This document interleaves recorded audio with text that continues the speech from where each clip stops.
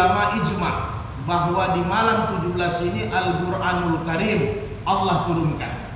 Sebagaimana Allah katakan dalam Al-Qur'an, "Syahrul Ramadan alladzi unzila fihi al-Qur'an hudan lin-nas wa bainatin minal huda wal furqan."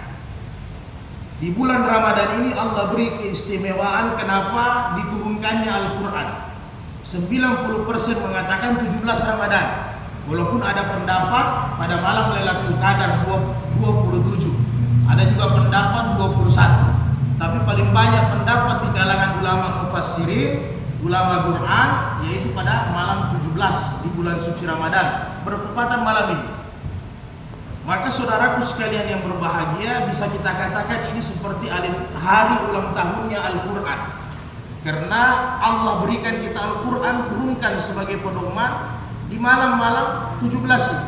Rasulullah diberikan Al-Quran, diturunkan di Lauhul Mahfuz dalam keadaan sempurna 30 juz, kemudian diturunkan kepada baginda Rasulullah dengan bertahap-tahap sampai kurang lebih 23 tahun lamanya, sesuai dengan perjalanan Nabi. Dalam perjalanan Nabi dari umur 40 tahun sampai Nabi meninggal, itulah proses Al-Quran itu diturunkan sebagai pedoman bagi kita sampai hari kiamat. Maka saudaraku sekalian, saya mengajak diri saya dan kita semua, maka di bulan Ramadan ini marilah kita manfaatkan dengan sebaik-baiknya. Al-Quran dengan puasa ini saling berkawin, erat sekali hubungannya. Jadi siapa yang berpuasa tidak dekat dengan Al-Quran, maka sangat-sangat rugi. Karena antara puasa Ramadan dengan Al-Quran itu luar biasa. Dalam hadis sahih Rasulullah bersabda bahwa as-shaumu wal Qur'an safiyani li abdi yaumal qiyamati.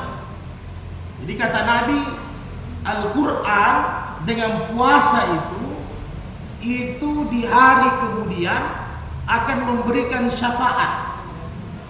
Akan memberikan syafaat li abdi yaumal qiyamati, kepada hamba yang mengamalkannya dengan baik. Nanti di hari kemudian mereka akan mendapatkan syafaat dari puasa dan dari bacaan Al-Quran itu sendiri. Jadi jangan sampai waktu berlalu sambil puasa tidak baca Quran, maka luar biasa kerugian kita. Bukankah dalam hadis-hadis sahih Rasulullah bersabda, "Iqra'ul Quran", bacalah kalian Al-Quran, "fa inna ma ya'tiya yaumal qiyamati syafi'an", karena nanti di hari kemudian Al-Quran akan datang kepada orang-orang yang selalu membaca sebagai syafaat li ashabihi.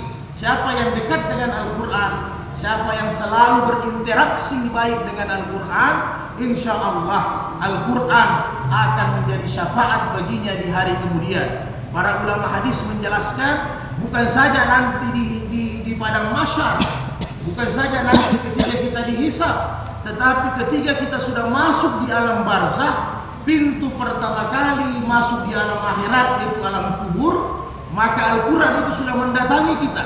Dia menjadi misbah lampu, menjadi nur cahaya bagi pembaca-pembacanya. Maka bisa kita bayangkan saudaraku yang berbahagia, di alam barzakh kubur yang kurang lebih 2 meter persegi, tidak ada lampu yang diletakkan di dalamnya, sempit, sunyi, gelap.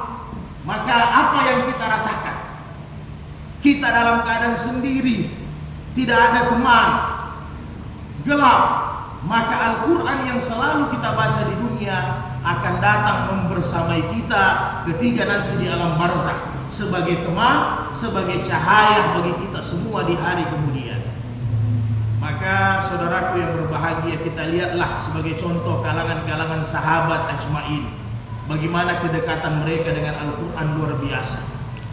Karena Al-Quran itu pada dasarnya hakikatnya kita bercakap-cakap dengan Allah. Kita berbicara langsung, berinteraksi langsung dengan Allah Subhanahu wa Ta'ala. Karena Al-Quran adalah kalamullah, maka kita berbicara langsung dengan Allah. Bagaimana sahabat-sahabat luar biasa, mereka mengatakan dalam riwayat-riwayat yang sahih, kami menerima Al-Quran dari Nabi 10 ayat. Itu 10 ayat kami terima Al-Quran. Kemudian kami baca, kami hayati, kami amalkan. Subhanallah. Begitulah cara sahabat.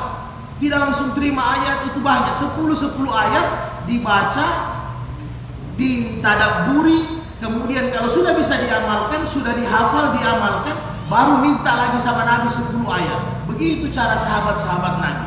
Kita lihatlah sahabat yang terkenal sebagai bapaknya Al-Quran, Utsman bin Affan Dzulnurain radhiyallahu anhu.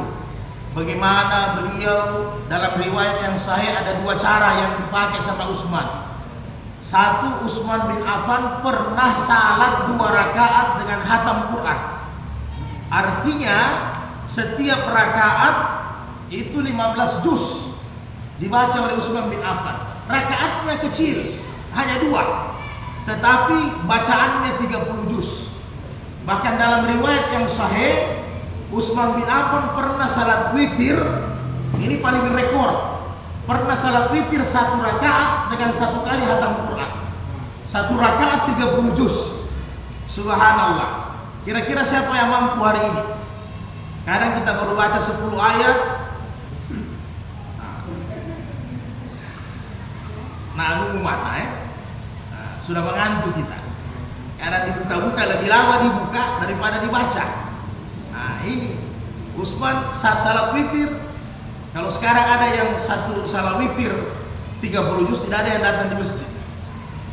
Tidak ada yang datang di masjid. Sahabat itu Nabi kasih contoh salat tarawih itu sederhana, rakaatnya hanya 8. Tapi bacaannya hampir sepertiga Al-Quran. Iya kan begitu. Nah, kemudian ada sahabat-sahabat seperti Ali bin Abi Thalib, itu tarawihnya 80 rakaat. Memang bacaannya agak pendek, tapi rakaatnya banyak. Nah, tapi kita di akhir zaman kan digabung. Akhir zaman digabung. Diambil rakaat yang kecil dengan bacaan yang pendek. Itu akhir zaman. Nah, maka mudah-mudahan kita bisa bersama Al-Quran. Satu lagi kata Utsman bin Affan. Apa kata Utsman? Lau taharrat qulubana, kata Utsman. Andai kata hati kita ini bersih, kata Utsman, maka tidak ada waktu min kalamillah. Andai kata hati kita ini bersih, maka tidak ada waktu kecuali kita baca Quran terus. Jadi ini parameter untuk kita. Maksudnya apa? Kalau malas-malas memang baca Quran, berarti memang hati kita belum bersih. Begitu saja. Kalau rajin-rajin kita baca Quran, berarti alhamdulillah hati kita itu bersih. Karena Al-Quran itu tidak mau dengan orang yang kotor. Jadi kalau andai kata hati kita bersih, kita ingin selalu baca Quran. Kita ingin selalu baca Quran. Yang mudah-mudahanlah paling minimal di bulan suci Ramadan ini ambil standar yang sederhana, yaitu 1 hari 1 juz, 1 day 1 juz, kan begitu. 1 hari 1 juz, selesai nanti 1 bulan, berarti kita sudah khatam Quran. Bagaimana caranya? Ya gampang. Habis salat subuh atau sebelum subuh, baca dulu 2 lembar. Dibiasakan baca, walaupun ini tidak terlambat, ini masih pertengahan. Baca 2 lembar. Habis zuhur baca 2 lembar. Habis asar baca 2 lembar. Sebelum buka puasa di depan hidangan baca 2 lembar. Sebelum salat isya baca 2 lembar. 10 lembar. Itu 1 juz. 10 lembar rata-rata 1 juz. Maka 1 hari bisa kita selesaikan 1 juz. Maka 1 bulan, ya insya Allah kita khatam Quran. Nah, kalau bisa dilebih-lebihkan, karena biasanya kalau sudah malam 28, malam 29, apalagi terakhir 30, ya sudah malas-malas orang biasa. Nah, dan salah satu tanda-tanda kiamat kata Nabi, Al-Quran nanti diangkat. Diangkat maksudnya apa kata ulama? Selain ulama Quran yang meninggal, orang-orang hafiz Quran banyak meninggal. Salah satu tafsirannya adalah banyak Al-Quran sudah tidak dibaca. Rasmunnya ada, tulisannya ada, tapi tidak dibaca. Bisa dicek di rumah-rumah orang Islam hari ini. Al-Quran ditaruh di atas televisi, diletakkan di atas kulkas, diletakkan di lemari. Tapi kalau dilihat sama tingginya abu, debunya dengan Al-Quran. Kenapa? Karena Al-Quran tidak pernah dibaca. Nanti ada keluarga yang kemasukan setan katanya, nanti ada yang sakaratul maut, nanti ada yang susah melahirkan. Baru Al-Quran itu diambil, dibaca. Padahal Al-Quran ini adalah makanan kita tiap hari harus baca Quran. Minimal kata Rasulullah dalam hadis hasan, "Manggara Al-Quran asyara ayatan."